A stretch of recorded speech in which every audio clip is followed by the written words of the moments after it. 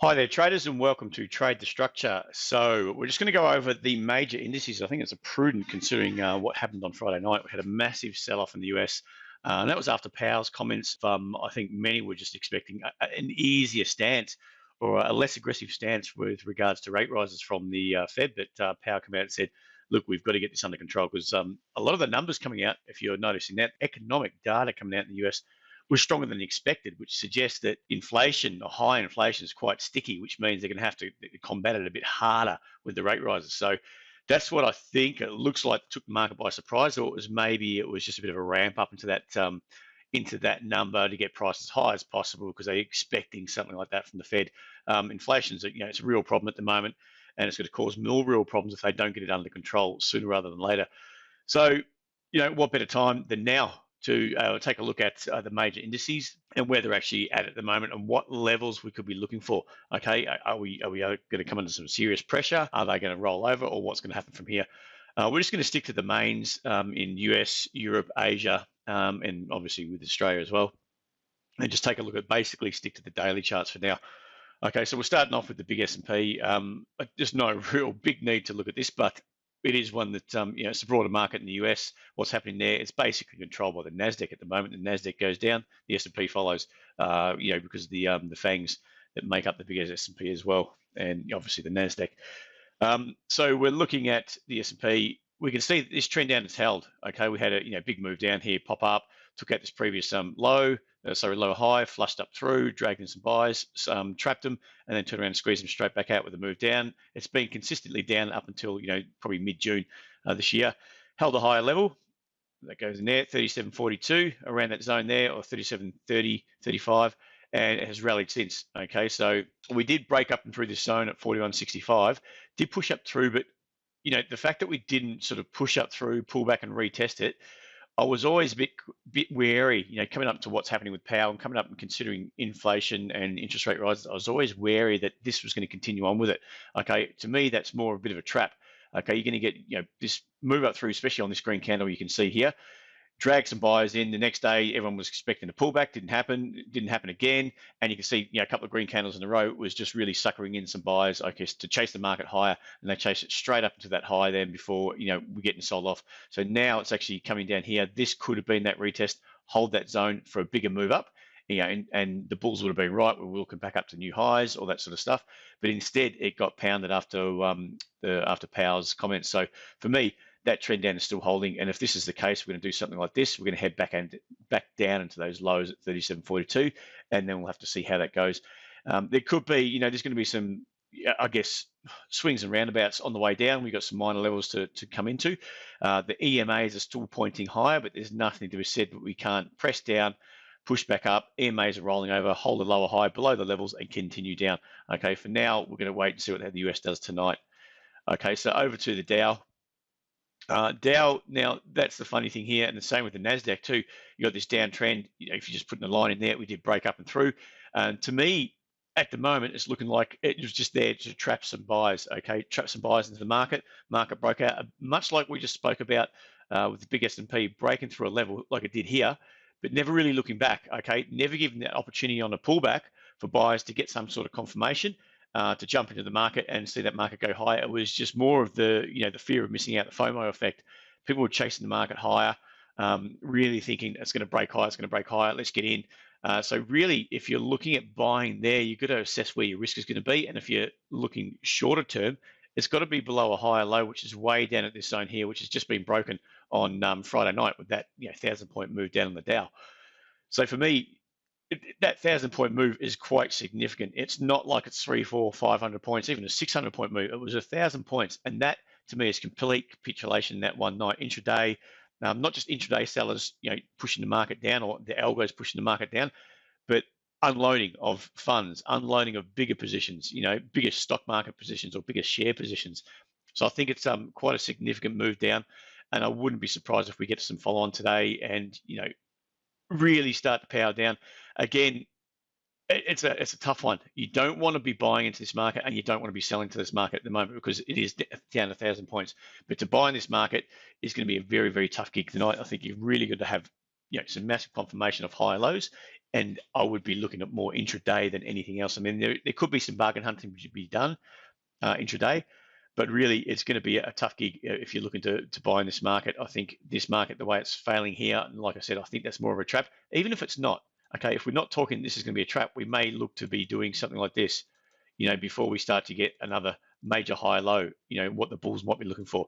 If that's the case, then you've probably got another few thousand, 1 or 2,000 points on the downside. So why bother stepping in now? If it continues to go down and go down and go down, then there's no reason to be buying if you've got no confirmation, okay? And at the moment, we've got no confirmation at all. We need to see a high low play out, okay? And we could be, it may be looking to something like that, or we may just be flagging that, and we may be heading straight down to lows before we start to, build, and then, go one or two ways. We go up from here, or we just continue down, okay? So the market's still got some more work to do, okay? You're not going to be buying until down here, just because the MAs are up, just because this recent trend has been up, because of the size of the move down.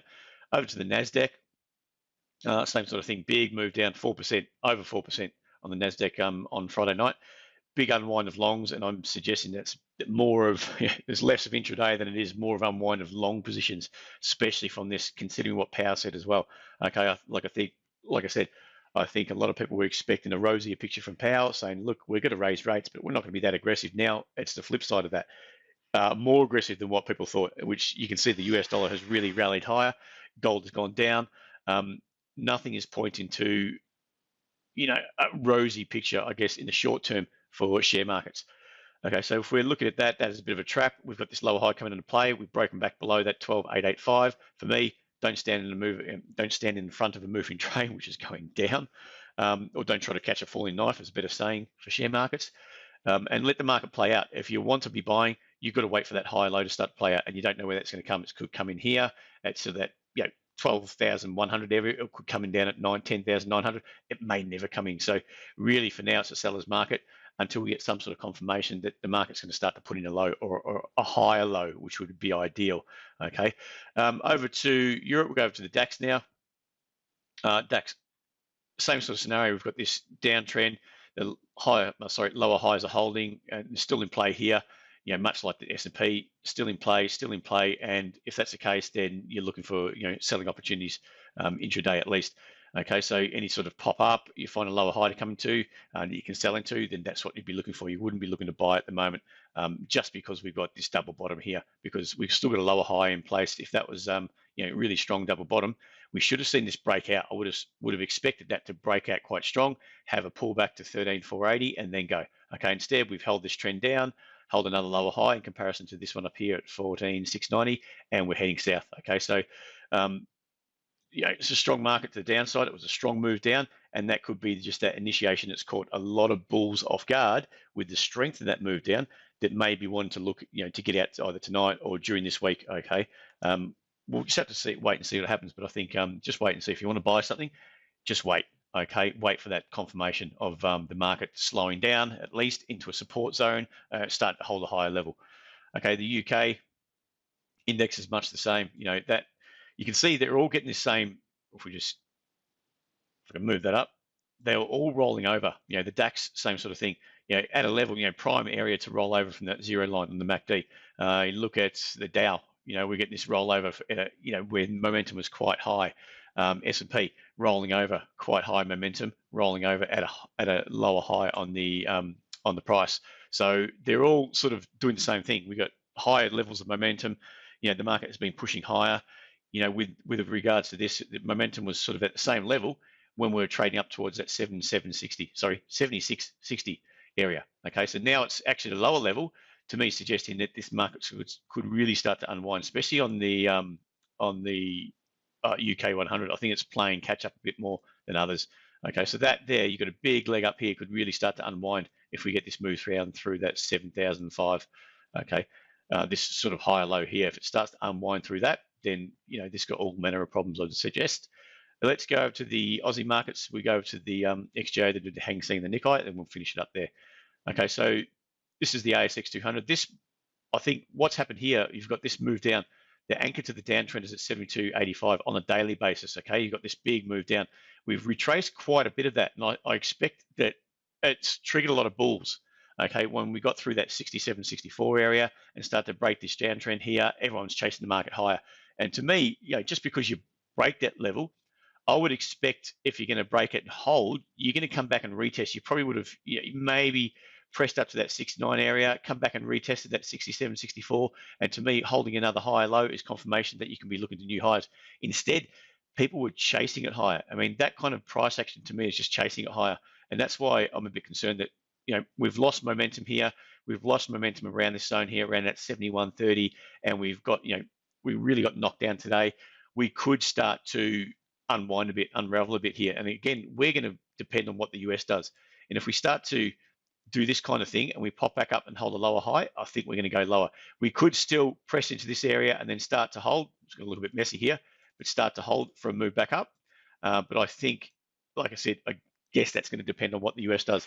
At the moment, we're just trading around that, we're hovering around that 69, 65 area, down 135 points. So it's a big move down. It's nearly 2% on the ASX 200.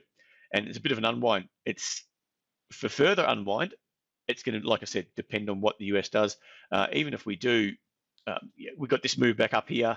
It's going to be a big pullback, and we start to hold this rising support. It's going to be somewhere around 68.16, and it's still got some ways to go on the downside.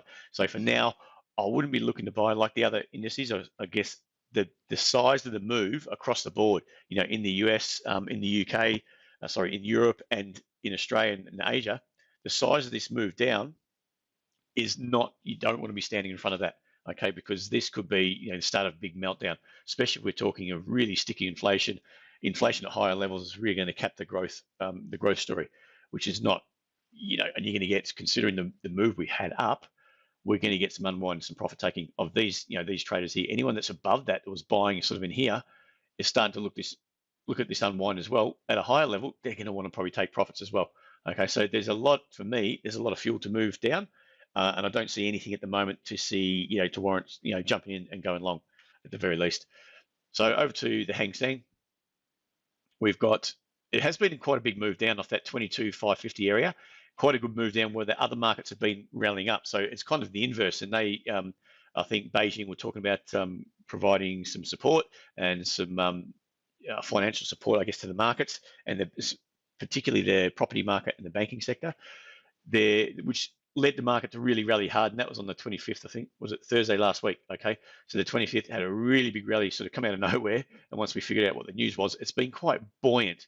Okay, so even the futures market over Friday night, when the US was melting down, the futures market was quite buoyant. It has gapped down today on the open, and you can see that it's actually rallied. It's rallied from the open. It's down. It's down 140 points or so, just under 1%. It is down, but it's more of a buoyant market, and they're probably looking at a different picture, okay, in what's happening in China and in Hong Kong as opposed to what's happening in the US, okay? And they've already been under the pressure, under the pump for quite a while now, okay, when all other markets have sort of been rallying in Europe and Australia, and even the Nikkei has been rallying, okay? So different sort of story here. I'm more inclined to think this market may have a bit of a pressure, but be more buoyant, okay, and then be looking for some sort of longer term rally into it, okay? It'd be interesting to see how it goes if the market does melt down, what the Hang Seng does, but that's what I'll be looking for more here. I'll be looking for basically that 19,240 area to hold, and potentially for some longer term buying opportunities, but we'll see how it goes. It still has a lot of work to do. It could be something like this, we start to hold up under the MAs around that 20 EMA, and we start to lift, okay? But we'll wait and see. Nikkei, is really under pump today. It gapped down on the open below this level here. I think it's 28,300. Below that zone through there, 28,300. It's gapped down below that and continued on. Okay, so really, really weak market at the moment. That price action itself doesn't look too bad. Okay, it's still holding an uptrend, but the way it's sort of gapped down, I think could trigger a few sellers into the market a bit later on. Okay, even if we do hold this uptrend, it could be still quite a big move down. If you start to look at that move down now, it's nearly 1,400 points, 5% or so, excuse me, on the downside, that it could easily move down and still hold that uptrend there. So again, like the other markets, just because of the size of the move and the strength of the move, I think that's going to trigger some fear into the markets, and we could be looking for a bit of a sell-off. Whether it's going to be something like this straight down to support and then start to rally from there, we'll have to wait and see. But at the moment, don't stand in the way of that. Okay, over to, well, that's pretty much it, actually. I was going to go over to something else, but look, let's look at the US dollar. I might have a bit of a mess up here. Let's just clear that out. We're in the US dollar, we're pressing into new highs. That could be, the two things: a safe haven bid into the US dollar, and also the talk of higher inflation that we expected. You've got the prices coming off that high low just here around that 107.65 area, this high low in here on a daily basis too. And there's some repositioning into the US dollar, repositioning for that continuation of that strength into the US dollar, into the market. And we're talking about yield into the US dollar as compared to, say, Europe. So the euro would be under pressure because of what's happening. Everyone's going to be favoring US dollars with regards to inflation and the yield they can get on US dollars compared to euro, potentially compared to the Aussie and the pound, especially the euro, I would suggest, because they've got their inflationary problems and they're really not doing so well. Okay, so that there, it'd be interesting to see how that goes tonight into the US dollar, whether it powers up through that level up to 110, pulls back, holds, and then continues to pressure higher. At the moment, until the Fed start to really get inflation under control, I would be biased up on the US dollar, which means, biased up in inflation and potentially biased, down on share markets. All right, so that's pretty much all I wanted to cover.